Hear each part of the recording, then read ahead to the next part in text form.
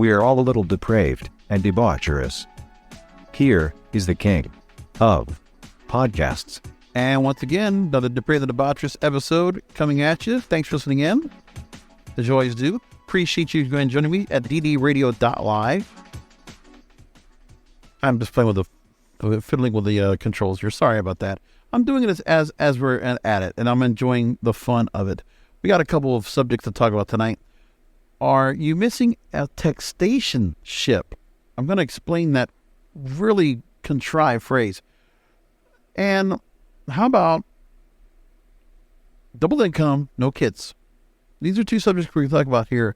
Some new dating and relationship traits here on Depraved and Debaucherous, which, it's kind of interesting just to look at and focus and analyze. But we're going to talk about both of these. Forbes actually put a story out. Mark Travers writes about psychology. He writes about, are you missing a textationship? So T-E-X-T and then a text relationship solely on texts. For those of us that have been long enough using instant messenger, like myself, AOL instant messenger going back to 1994. This is where you really realize texting.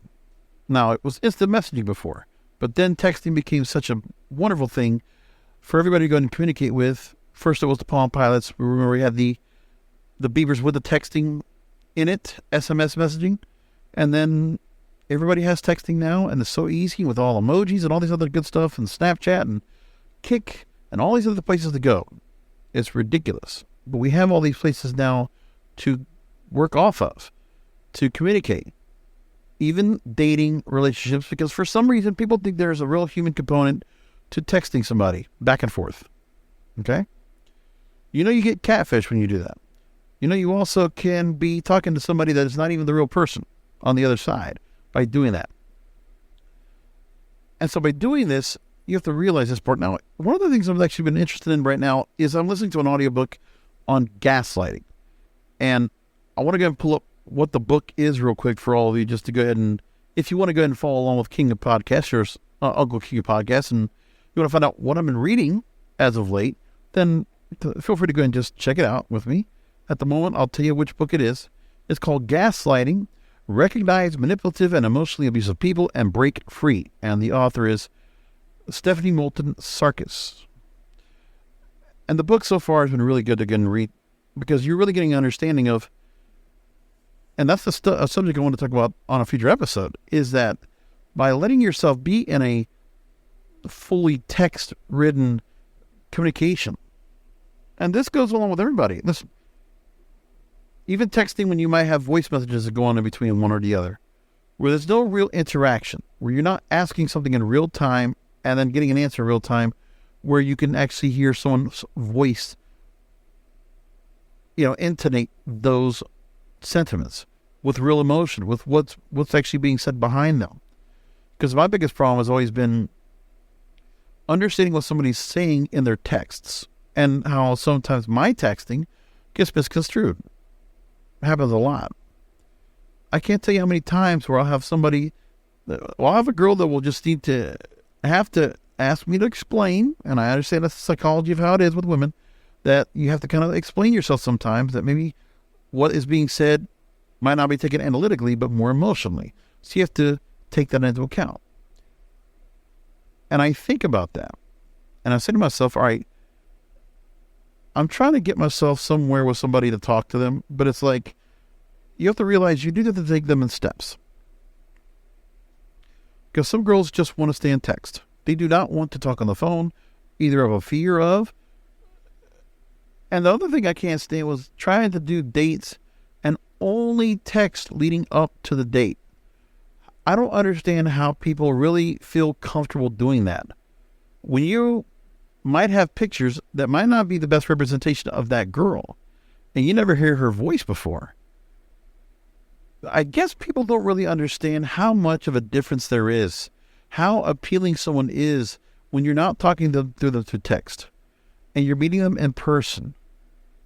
Or maybe not, but for the most part, I've always felt like a lot of online dating, when I get to meet the person in person, that girl in person, I get a better experience than everything else. Like, I get this where I'll go on a date, used to either dinner, drinks, whatever, something, movies. And I always got a better impression of the girl after the fact, which is a good thing. But the thing was, I was going to be on the fence on who she was and how she was because of texting. And for the guys out there, you know this too. You want a woman to be able to go and text back. You want them to kind of match along with the dialogue that you're going along with. Or make it where you're doing less of the talking and she's doing the most of it. I can't tell you how many times I've gone through different experiments, talking to different girls on texts, and trying to get them to go ahead and come across and really open up and speak candidly. It's really hard for to get to do. But if you're getting a woman that is absolutely communicating a lot through text, I guess that's not a bad thing, because at least you know there's an engagement there, and at least there's an interest, and a very good interest at that. But then you got to ask yourself, well, then how good of a chance is there you're going to actually meet somebody, and all of a sudden you're actually going to get that girl or get that guy to actually engage with you on a phone call or in person? It's too many walls in front and in between the chances of making something happen. That's the biggest problem. I don't think people understand that too well. But that's just how it is. So let's get to the story itself about textationships. Textationship instead of a relationship. So Mark Travers writes about that many people come to therapy after the honeymoon phase of their online dating life wears off. They'll say things like this, quote, "My partner and I have been texting for a long time, but we've hardly ever engaged in a serious conversation. Ever since we've known each other, we've only been catching up on calls with no plans of in-person meetups." And this is what Mark is calling a textationship. So the texting's created a new dating standard. A relationship that is based on texting with little to no face-to-face interaction can be noxious. And there was a study that was published in 2019 in Communication Studies. Face-to-face relationships result in better relationship quality than primarily text-based relationships. Textationships can be addictive in their own right, enabling you to fantasize about a mystery person without knowing much about them. The boosted excitement kicks in when you receive that text notification. Your imagination fills in the blanks. Yeah, it's like dopamine. You get that rush. And it feels good when you get the response back. Absolutely. But guys, we're now stimulated by this. It's not even the fact we see a woman in a beautiful outfit and they're beautiful and they're all made up just for you. And you're getting to spend time with them. And maybe you get a kiss at the end of the night and maybe something more. We're now stimulated by she wrote back. And maybe she writes something more than just, hey, or how are you, or something. What I have learned in my experience here, I'll be honest with you, is I've learned with some girls, you need to go ahead and show, you need to overwhelm a girl with information. And I don't worry about texting where I'm just typing away. I know those girls can do that on an iPhone, both hands, and hold a Starbucks chai latte in their hand, however they do it, and purses and bags and whatever. But for me, I'm those old school guys that, you know what, I'm not texting. Like, I like the swipe feature on my Android phone, which I know a lot of people have iPhones that don't have that for a while, but I'll just swipe. And if I don't swipe, I voice the text. And do I care about typos? No. Typos stay in. Do I want to put an asterisk after the typo? Sure.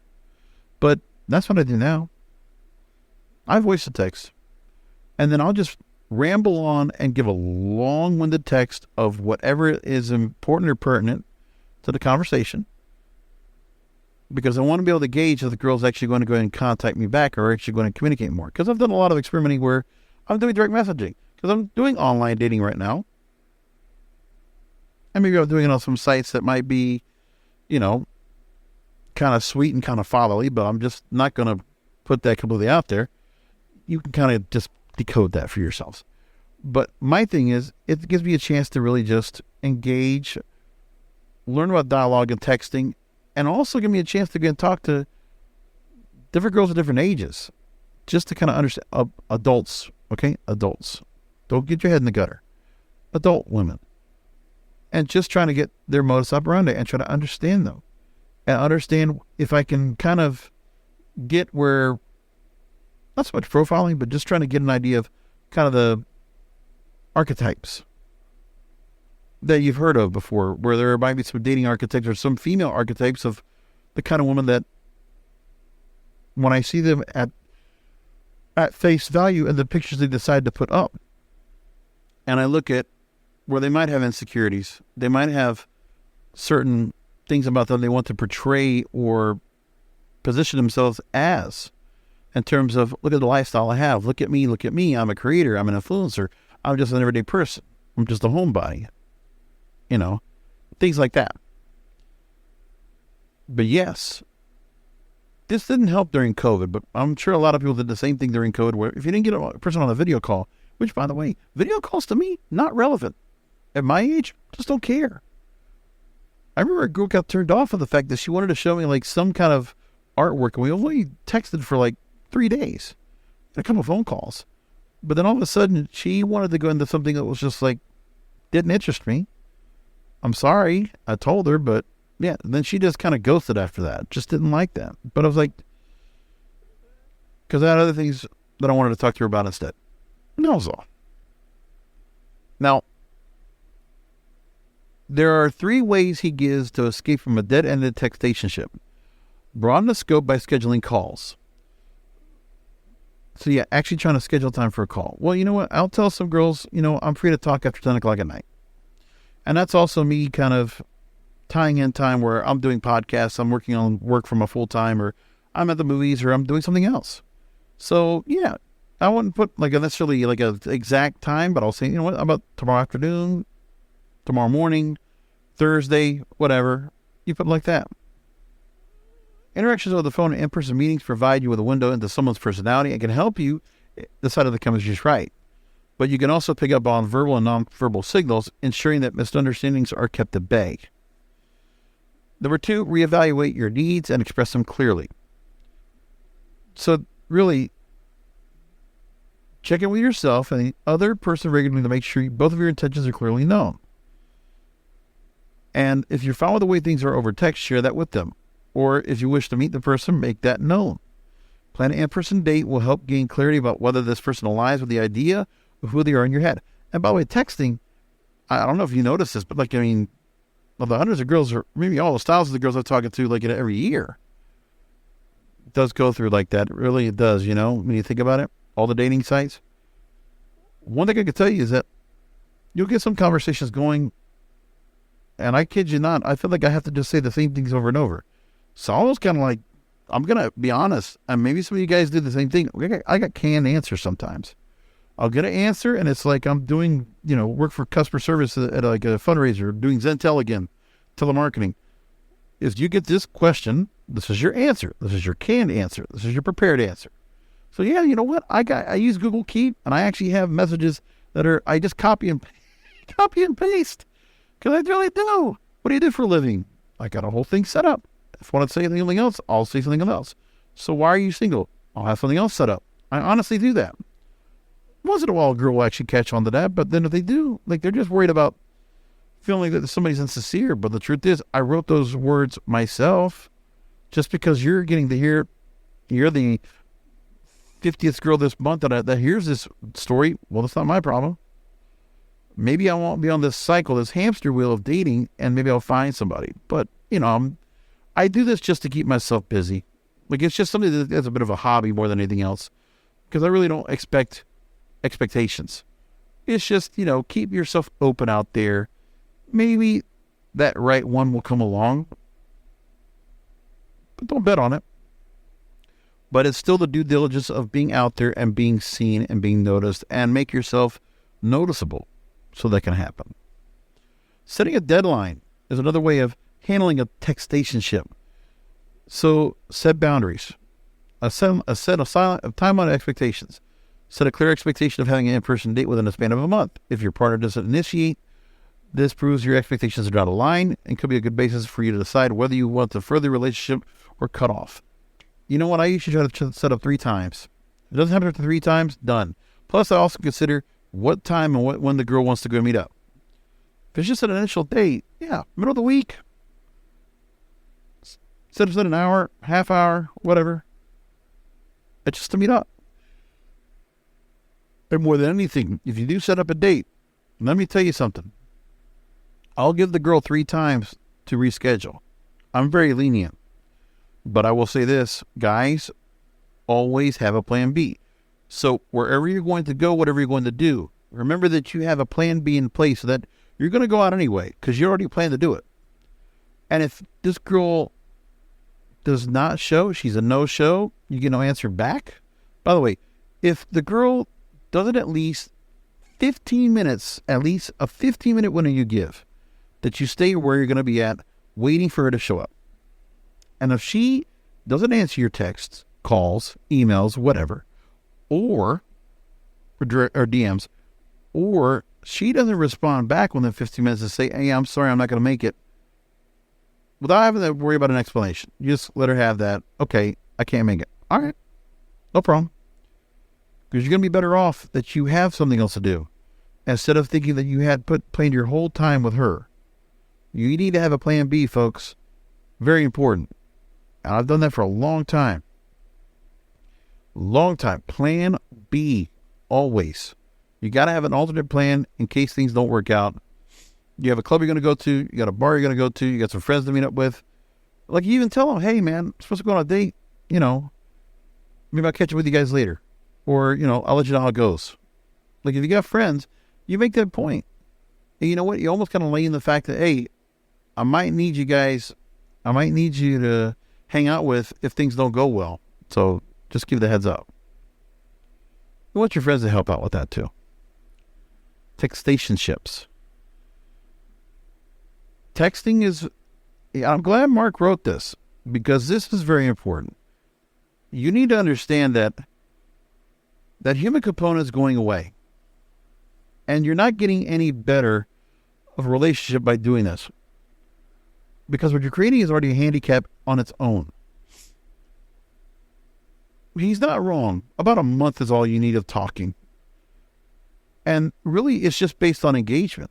It's based on interest. She's got to be mutually interested. She's got to be matching up with your interest to her. If she doesn't, get out. And seriously, you don't have to say anything else. If you feel like there's nothing going on, just stop texting. Maybe she'll take some time to come back, but you know what? She's got other people she's dealing with. She's got other things on her mind. You're not priority, so don't make her a priority either. But I can't tell you how many times I have hundreds upon hundreds of emails, or somebody have text messages right now. Which, by the way, I also don't use my main number. I use a Google Voice number, and I've had that for years. And I'll put everything there. If I need to go back and search anything, I can do that. That's what Google Voice is good for. But I can't tell how many times I've gone through, I'll have dialogue back and forth, and then just a fall off. It's like a rejection. And behind text, you don't know what they're thinking. You don't know why they just stop texting. You don't know what the reason is. Just assume she's not interested in you anymore. You've been rejected. Almost always, that's what it is. But then sometimes it's funny where you'll get a message and like all of a sudden the girl calls, you're going to write back, weeks later, months later, sometimes years later. But don't do what I did. I remember a girl that I was talking to. It was a website called The Big and the Beautiful. Yeah, that site. One of the Cougar Life family of websites. And when I went on there was a girl I was talking to, and she was cute. But a lot of things happened to her. And this is where I also learned that she had a lot of emotional trauma. She had issues with past boyfriends and all this, but it's like, I'm catching her when she's broken, basically. But she would text, mostly just messages on the website. But she would always write back. And then I would take a while, but then we started texting after that on the phone. Couldn't get her to meet up. And then we just kind of split apart. I'd reach back out to her because I'm a gullible, and I was kind of like, I wanted to make something happen. So I'd give her some time, some space, reach back out, and we would just do that. Well, I literally met her almost 1 year to the day later. And it was a mistake. We met up, no chemistry, no nothing. What was I doing with her? What Mark Travers says here is right. You get this false expectation, this fantasy that you've put around, that you've kind of made this person out to be. It's so easy to do that. It's so easy to get that kind of fantasy in your mind because all you're doing is off of texts. And that's it. And you have a couple of pictures to work off of, pictures that they want you to see, or pictures they show you that you realize. I'll tell you this, man. One thing I've asked about, and I don't think anybody likes this right here, but I do it anyway. This is not a popular opinion, but you know what? If you want to try to do something a little different, I'll tell a girl, hey, send me some pictures of you during the time you're with your ex. Not you with your ex, but during the time you were with your ex before you broke up. Yeah, this is a controversial request. But if you want to get to understand what this girl's going through and why she is single and what happened to her, because I think being empathetic to her and realizing when she's trying to rebound with you out of a long relationship or a relationship just was bad, you should find out, you're a beautiful girl, you're single, what's going on? Because the one thing I want to always look at is the guy, especially if it's an abusive guy and he's toxic and narcissistic and manipulative and controlling, he's going to make her dress and look in the mold that he wants. And it's not going to be much for input. But what she will do, most likely, is she won't have a lot of piercings. She'll try to have her hair natural, and she'll try to look sexy because this is what the guy wants. This is what you need to see of her in the state that she was. Here's the thing. You don't want to be the jerk boyfriend that she had, but the effort that she put into being with that boyfriend, the love she was putting into him, the attention, all the effort she put in, that's the girl you want. But you want to treat her way better than she got treated.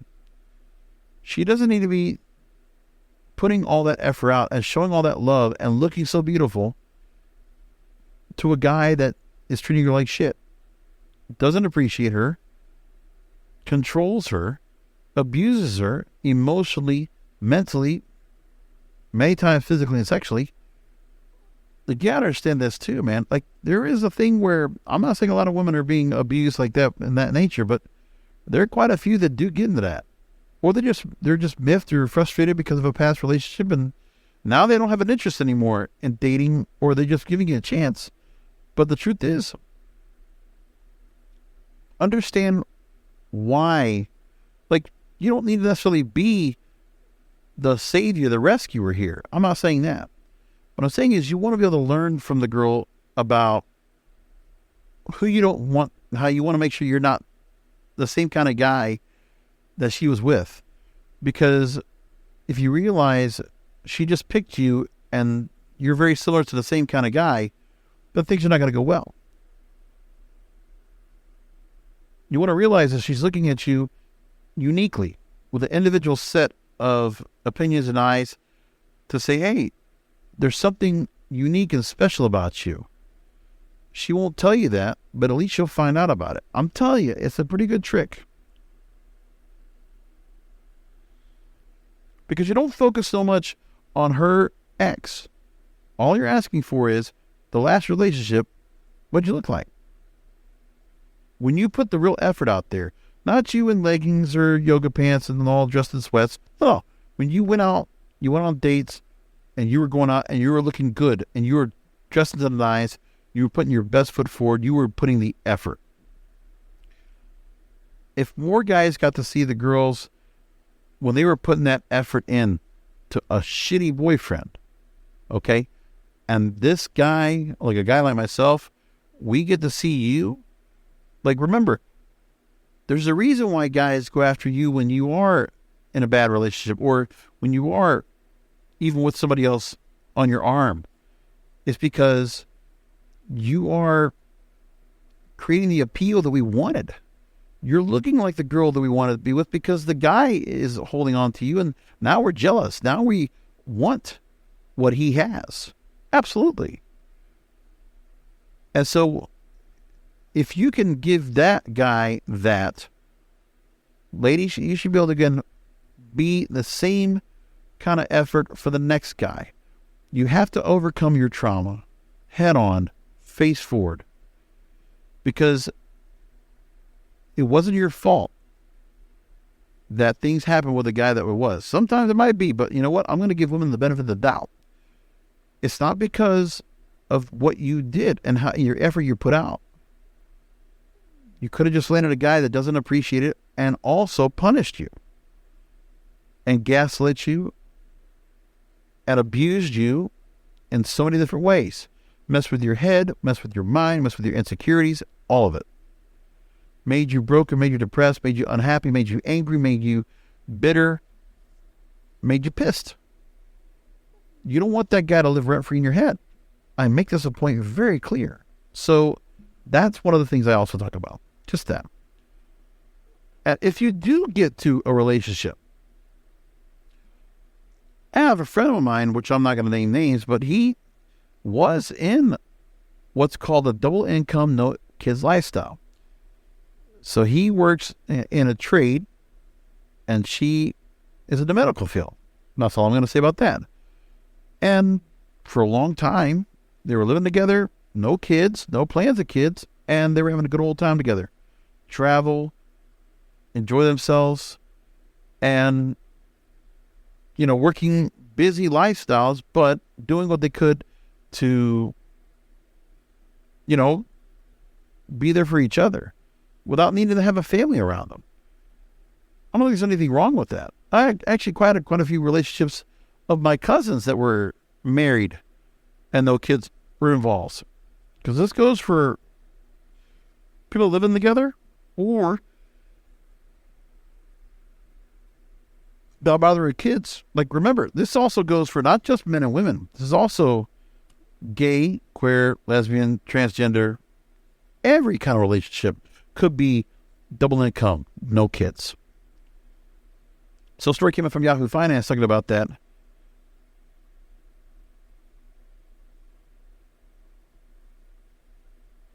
The most benefit to this lifestyle is dealing with fewer financial responsibilities, from forget having the budget for groceries, extra health care, child care, education costs, Christmas parties and birthday parties and so on. You could have more budget for fun activities like dining out or traveling or building through your savings.